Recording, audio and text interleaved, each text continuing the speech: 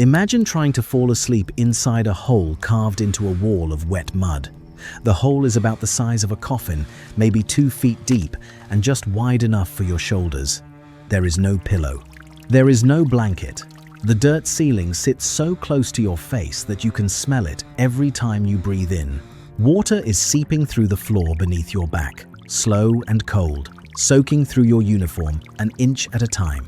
And somewhere above you, on the surface of a field in northern France, an artillery shell has just landed close enough to shake loose a chunk of earth that drops onto your chest. You do not flinch. You are too tired to flinch. That was the reality of sleep for millions of soldiers who fought in the trenches of World War I. And the worst part about it was not the mud, or the shells, or even the rats that would crawl across your face in the dark.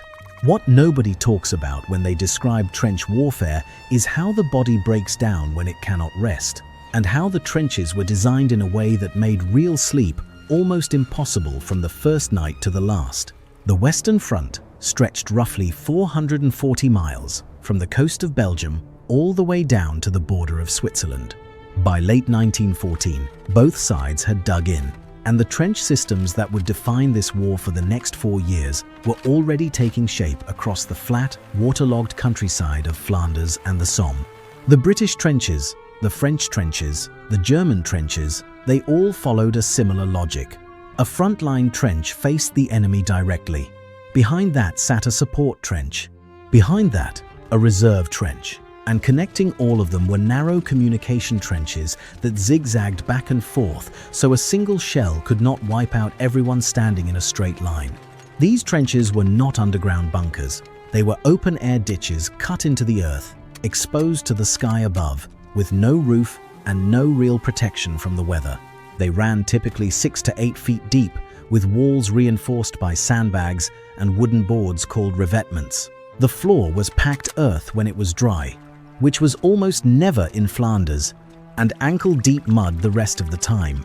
The German trenches were generally better built because the German army had made the decision early on to hold their ground permanently.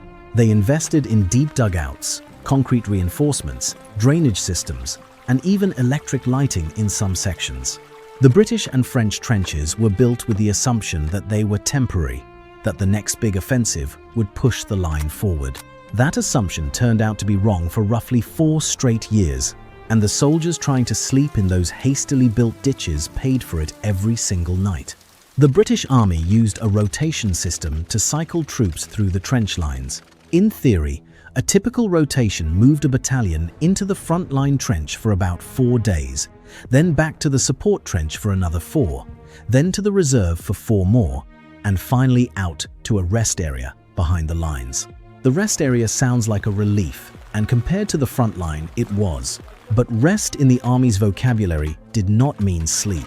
Rest areas were where soldiers drilled, cleaned equipment, attended inspections, carried out fatigues, and prepared for the next stint forward. Men did sleep better in the rest billets, often in barns or ruined farmhouses a few miles behind the lines. But the schedule rarely left them fully recovered before they marched back up the communication trenches to do it all again. And in practice, the rotation depended entirely on what was happening at the front. During a major offensive like the Somme or Passchendaele, soldiers could spend weeks in the frontline trench without any relief at all. During quieter stretches between offensives, the rotation ran more or less on schedule. But even then, the idea that soldiers were getting a full night of sleep during their time in the frontline trench was pure fiction. The 2 most dangerous times for a trench attack were dawn and dusk. Both sides knew this. So the British Army had a daily ritual called Stand To, short for Stand To Arms, where every single soldier in the frontline trench had to be awake, armed, and standing on the fire step at both of those times. The fire step was a raised ledge built into the front wall of the trench, about 2 feet off the floor, where soldiers stood to fire their rifles over the parapet toward enemy lines. During Stand To, every man was alert, scanning the grey light of early morning or the fading glow of evening for any sign of movement across no man's land. Each stand to lasted about 30 minutes to an hour. So right there, dawn and dusk were already spoken for. But the night was not free either. And this is the detail that catches most people off guard. Nighttime in the trenches was not the quiet stretch where men could finally close their eyes. It was the busiest part of the entire 24-hour cycle.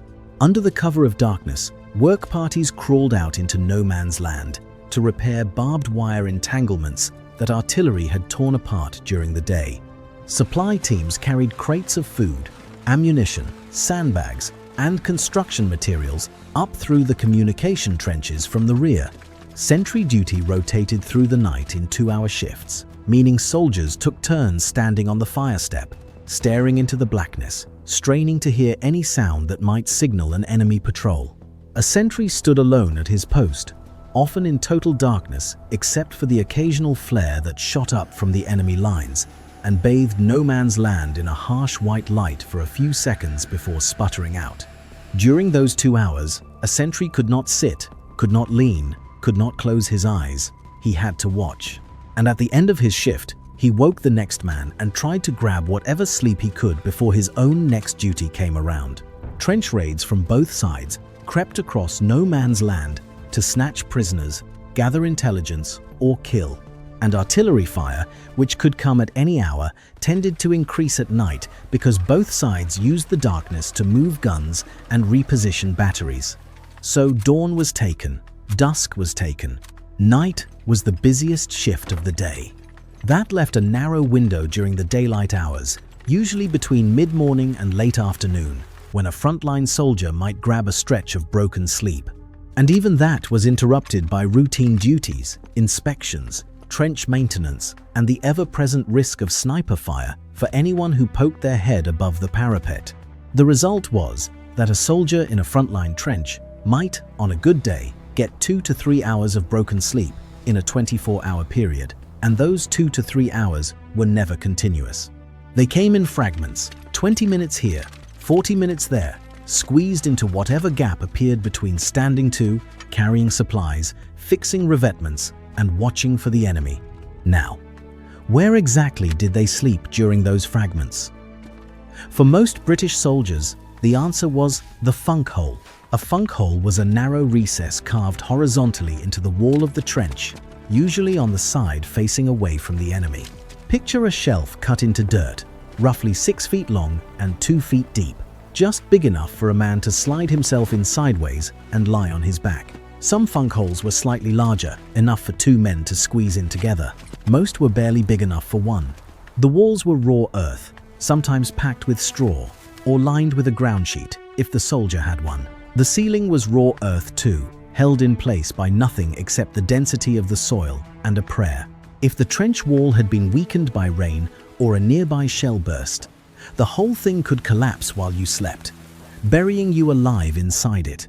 Soldiers wrote about this in their diaries. It happened. Officers and senior non-commissioned soldiers sometimes had access to better shelter. In certain sectors of the line, particularly in the French and German sections, dugouts were built deep enough underground to provide genuine protection from shellfire. German dugouts on the Somme were found after the 1916 offensive to be as deep as 30 feet below ground, with wooden bunks, stoves, electric lighting, and in some cases, carpeted floors and wallpaper. The British equivalent was usually much simpler: a roofed cavity in the trench wall with sandbag reinforcement and a sheet of corrugated iron over the top. It kept the rain off, but a direct hit from a heavy shell would destroy it entirely. These better shelters were typically reserved for company commanders and headquarters staff. The average infantryman got the funk hole, and he counted himself fortunate to have it, because the alternative was worse. Men who could not find or fit into a funk hole slept sitting upright on the fire step, slumped against the trench wall with their legs pulled up to keep their feet out of the standing water below. Some slept leaning forward, arms looped through their rifle straps to stop themselves from falling face first into the mud. Others lay directly on the trench floor, which in the wettest sections meant lying in several inches of cold, filthy water. Some rigged makeshift platforms out of wooden duckboards meant for the trench floor and balanced on those, but the boards were narrow and unsteady, and they would shift and dump you into the muck the moment your muscles relaxed. And that mud was something else entirely. The soil across much of Flanders sat on top of a layer of dense clay that did not drain. When it rained, which happened regularly from autumn through spring, the water had absolutely nowhere to go. Trenches flooded. The mud at the bottom of a trench could reach knee depth, sometimes waist depth in the worst sections. It had a consistency somewhere between wet concrete and glue, thick enough to pull the boots right off your feet if you stepped in too deep.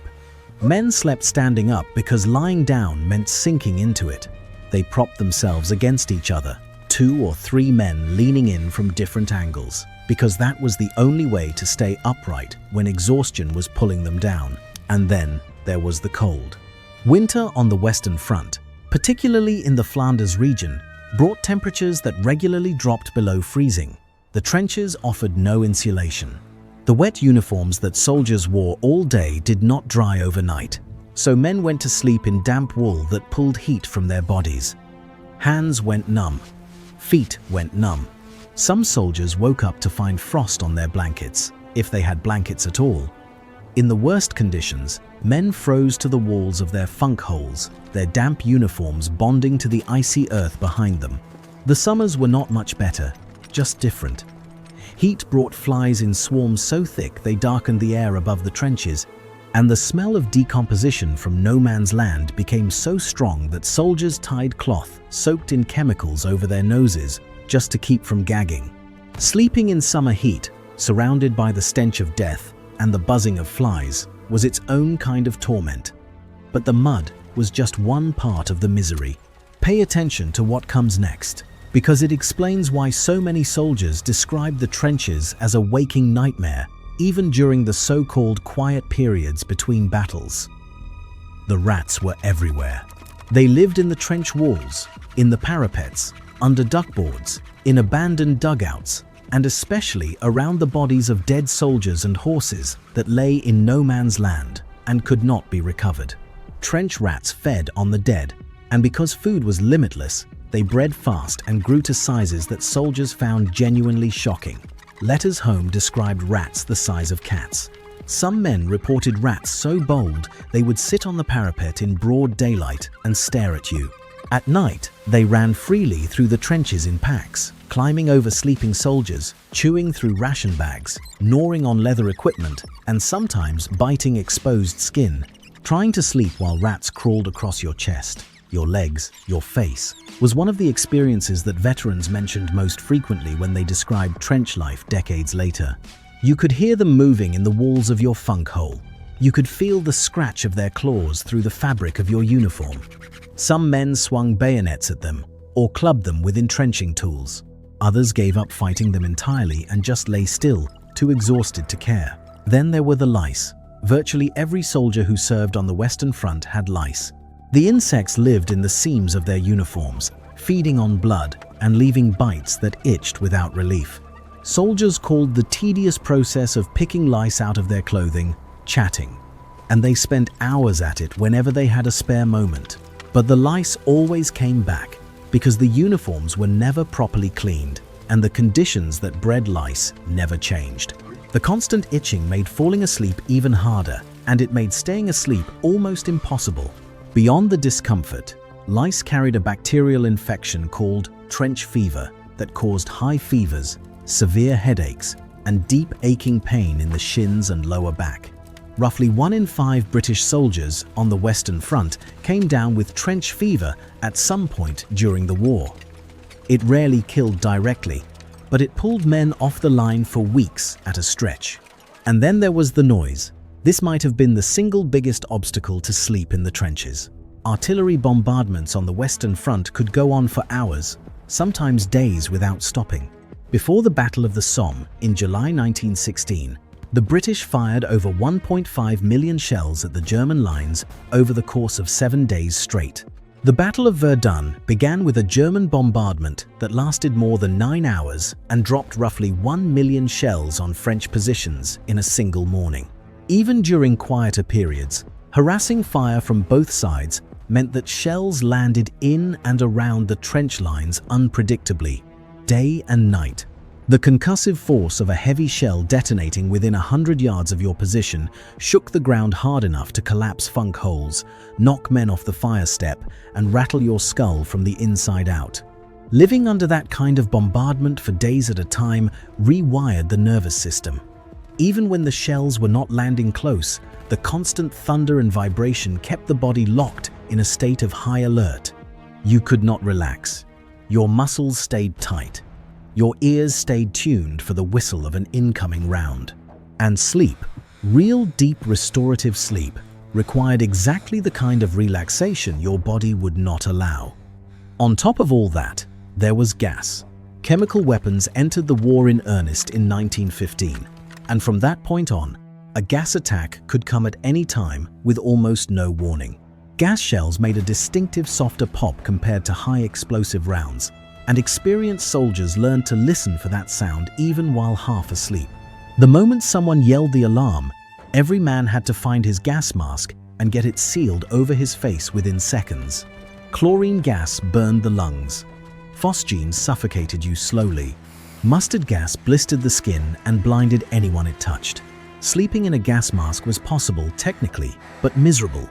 The rubber pressed into your face, the eyepieces fogged over, and breathing through the chemical filter felt like trying to suck air through a soaked cloth. Some soldiers kept their masks loosened around their necks while they slept, ready to pull them up at the first shout. You would think, given enough time, the body would adapt to these conditions.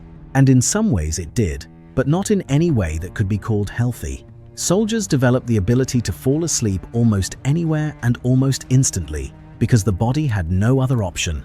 Men fell asleep standing up during marches to and from the front lines. They fell asleep sitting on ammunition boxes during bombardments that had been going on long enough that the brain simply stopped responding to the noise. They fell asleep eating, mid-sentence, leaning against walls. Medical officers documented cases of soldiers who had gone 3, 4, even 5 continuous days without any rest during intense fighting. After that level of deprivation, sleep stopped being a choice. The body shut down whether you wanted it to or not, sometimes in the middle of a sentence, sometimes while standing on the fire step during sentry duty. And this is where the cruelty of the system really showed. Falling asleep on sentry duty was a court-martial offence in the British Army, and, in theory, it carried the death penalty. Over the course of the war, roughly 306 British soldiers were executed for various military offences, including desertion and cowardice. Several of those men had fallen asleep at their posts, not out of laziness or defiance, but because their bodies had simply given out after days without rest. The army that created the conditions for their exhaustion was the same army that shot them for succumbing to it. And if that does not make you pause, nothing will. The men who managed to keep functioning found ways to cope. Soldiers rubbed whale oil on their feet every night before sleeping, a practice the army eventually mandated because it helped prevent trench foot. Trench foot was caused by prolonged exposure to cold, wet conditions, and it could rot the tissue on a soldier's feet in a matter of days. The skin turned grey, then black. In severe cases, gangrene set in and amputation was the only treatment. Over 20,000 British soldiers suffered from trench foot in the winter of 1914 to 1915 alone, before the army figured out that regular foot care and whale oil could slow it down. After that first winter, officers were ordered to inspect their men's feet daily, and soldiers paired off to rub oil on each other's feet before settling in for whatever rest they could get. The daily rum ration was another thin comfort. British soldiers received a small measure of rum, usually about a quarter of a gill, handed out during stand-to in the early morning. For many men, that tiny hit of warmth was the closest thing to relief they experienced all day. The rum did not actually make sleep come faster. What it did was take the edge off the cold, and the fear just enough to make closing their eyes feel less like a gamble. And soldiers relied on each other. Buddy systems formed naturally along the trench lines, with 2 men taking turns watching for danger while the other rested. One stayed awake for an hour while his partner slept in the funk hole. Then they switched. The trust in that arrangement was complete. You were handing your life to another man and saying, "Keep me alive while I rest," and overwhelmingly, they did. Letters from home helped more than the army ever acknowledged. Soldiers read and reread their mail by candlelight in dugouts, tracing familiar handwriting with a finger, sometimes mouthing the words. Many kept a letter folded into their breast pocket while they slept, pressed against the chest, a small piece of the world they were fighting to get back to. Photographs of wives, children, parents, and sweethearts were tucked into helmets and wallets. Some men developed rituals before sleep, always reading the same letter, always touching the same photograph, always saying the same quiet words to themselves. It sounds like a minor detail, but when everything around you is engineered to keep you awake and afraid, those small rituals gave the mind something safe to hold on to. They were an anchor, and for many men, the only one that worked. The psychological cost of months spent this way was enormous. The condition that doctors in 1916 called shell shock, and that we now recognize as post-traumatic stress disorder, was deeply intertwined with sleep deprivation. A soldier who had not slept properly in weeks processed the violence around him differently than one who had some rest. His startle response became hair-trigger and impossible to control. His ability to think clearly deteriorated. He grew emotionally flat, unable to feel fear or sadness or relief, or he swung the other direction, erupting in rage over nothing. Some men began hallucinating after prolonged sleeplessness, seeing figures moving in no man's land that were not there, hearing commands shouted by officers who had been dead for weeks. By the middle of the war, British military hospitals behind the lines were processing thousands of shell shock cases. Men arrived shaking uncontrollably, unable to speak, unable to remember their own names. Some had gone completely mute. Others could not stop crying. Some could not walk despite having no visible injuries to their legs. The medical officers treating them understood the connection between exhaustion and psychological breakdown. They wrote about it in their case notes, describing patients who had not slept properly in weeks before their collapse. Captain Charles Myers, the British medical officer who coined the term shell shock in 1915, observed that many of the worst cases came from soldiers who had endured prolonged periods in the frontline trench without rotation. The solution would have required pulling men out more frequently and giving them real time to recover, and the generals planning the next offensive were not willing to do that. So the cycle continued. Men went forward, exhausted, fought, exhausted, tried to sleep in conditions that prevented real rest, and eventually broke under the weight of it. The damage followed the men home. Veterans who survived the Western Front and returned to civilian life found that their bodies had been reprogrammed by the trenches. Silence kept them awake. The absence of shelling, the quiet of a bedroom in England, was more disturbing than the bombardments had been, because their nervous systems had been conditioned to treat silence as the moment before an attack. Wives described husbands who paced the house after midnight, who woke up screaming and swinging at shapes in the dark, who could not share a bed because any unexpected contact triggered a violent reflex. The nightmares lasted years. For many, they lasted until the day those men died. Harry Patch served as a private at the Battle of Passchendaele in 1917 and went on to become the last surviving British combat veteran of the First World War, dying in 2009 at the age of 111. Near the end of his life, he told interviewers that he still dreamed about the trenches. 90 years later, the dreams had not stopped. The mud, the noise, the feeling of trying to sleep in a hole in the ground while the world shook apart around him, he carried it until the end. That is what sleep looked like in the trenches of World War I. A grinding, daily assault on the thing the human body needs most to survive, stretched across months and years with no real end in sight. The trenches took a lot from the men who fought in them, their youth, their friends, their faith that the world made any sense. But taking their sleep might have been the cruelest part of all, because sleep is how the mind repairs itself, and without it, every other wound just kept getting deeper. The soldiers who came home were never the same, and for many of them, the change started not with a bullet or a bomb, but with the simple, relentless inability to close their eyes. If this video taught you something you did not know about life in the trenches, hit subscribe and leave a comment telling us which details surprised you most. And give this video a like so we know to keep making content like this.